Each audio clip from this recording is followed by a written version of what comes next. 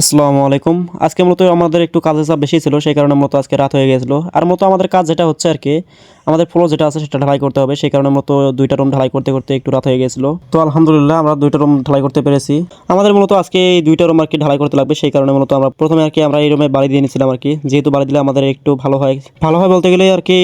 ইটটা আর কি long lasting টেকে, সেই কারণে মূলত ঢালাইটাও আর কি বহুদিন টেকে যায়, সেই কারণে মূলত আমাদের বালি দেওয়া আর কি।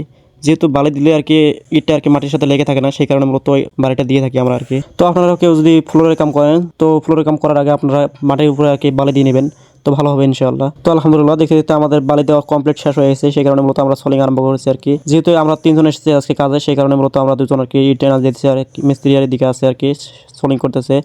তো আমরা মূলত প্রথমে ইট এনে পালা করে নিলাম, তারপর মূলত আমরা সবাই মিলে করে আর কি সোলিং করে দিতে ধরলাম আর কি। যেহেতু সোলিংটা আমাদের জলদি করতে হবে, আর একটা রুম যেহেতু সোলিং করা বাকি আছে, বা এই 2টা রুম আজকে ঢালাই দিতে হবে, সেই কারণে মূলত আমরা সবাই মিলে আর কি সোলিং করতে লাগলাম আর কি। তারপর মূলত আমাদের কিছুক্ষণ সোলিং করার পর আমাদের মূলত সোলিং করা শেষ হলো। তারপর মূলত আমরা এখানে যেটা করবো আর কি, আমাদের সোলিং দেওয়ার পর মূলত আমাদের পানি দিতে হয়। আর পানি দিলে কি সুবিধা হয় আপনাদেরকে বলি আর কি। পানি দিলে মূলত প্রথমত আমাদের ইটগুলো যেগুলো আছে সেগুলো ভিজানো হয়ে যায়। আর 2 নম্বর কথা হলো, কোনো জায়গায় যদি নরম মাটি থাকে, সেই কারণে মূলত পানি দেওয়ার পর মূলত ডেবে যায় ওই জায়গায়, আমাদের ভালো হয় ঠান্ডার আগে আর কি মাটিটা ফিনিশিং দিতে পারি, সেই কারণে মূলত পানি দিয়ে থাকি আমরা আর কি। তারপর মূলত ওই জায়গায় পানি দিয়ে আমরা আর কি দ্বিতীয় রুম যেটা আছে সেটাই আসলাম আর কি। এসে এখানে প্রথমে বালি ভরওয়াট করলাম, তারপর মূলত আমাদের যেগুলো সোলিং করা লাগবে, সেই কারণে মূলত আমরা এখানে প্রথমে এনে ইট দিয়েছিলাম আর কি। ইট দিয়ে তারপর মূলত এখানে সোলিং করতেছিলাম আর কি। তারপর মূলত আমরা যেহেতু এখানে ইট এনে দিচ্ছি, তারপর মূলত আমরা বাইরে গেলাম। বাইরে গিয়ে আপনার বাইরের দিকটা একটু দেখুন, এই জায়গায় আর কি আমাদের ইট ফেলানো হয়েছে, আর এই জায়গায় পুরোটা বাসরা আর কি, এই জায়গায় আর কি ইট ফেলানো হয়েছে। তারপর মূলত আমরা এখান থেকে ইট নিয়ে তারপর মূলত ভিতরে যাই আর কি। আর এখান থেকে ইট নিয়ে যেতে আর কি বহুত টাইম লাগে আর কি, যেহেতু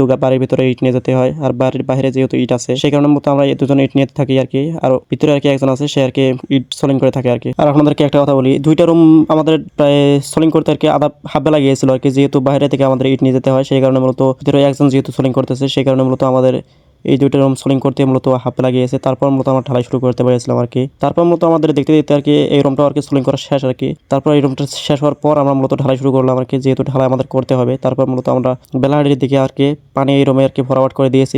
পানি ভরাট করে দেওয়ার পর মূলত আমরা বালি নামতেছিলাম আর কি, যেহেতু আমাদেরকে এখন ঢালাই বানাতে হবে, বা ওই 2টা রুম আমাদের ঢালাই দিতে হবে। সেই কারণে মূলত আমরা প্রথমে ভাবছিলাম যে একটা রুম ঢালাই দেবো, কিন্তু পরে ভাবলাম যে না, একটা রুম যেহেতু সকাল সকাল হয়ে গেল, সেই কারণে মূলত আমরা দ্বিতীয় রুমের জন্য মশলা বানিয়েছিলাম আর কি। আর সেই কারণে মূলত আমাদের রাত হয়েছিল। তো আমরা প্রথমে আর কি প্রথম রুম যেটা আছে সেটা ঢালাই করতে লাগলাম আর কি, যেহেতু আমাদের ঢালাই করতে হবে। তারপর মূলত এখানে খোলা বানিয়ে দিয়েছিল আর কি আমাদের বাড়ির মহাজন আর কি। তারপর মূলত এখানে খোলা বানিয়ে আমরা চতুর্দিকে ছিটিয়ে নিয়ে তারপর মূলত আমরা ঢালাই শুরু করলাম আর কি।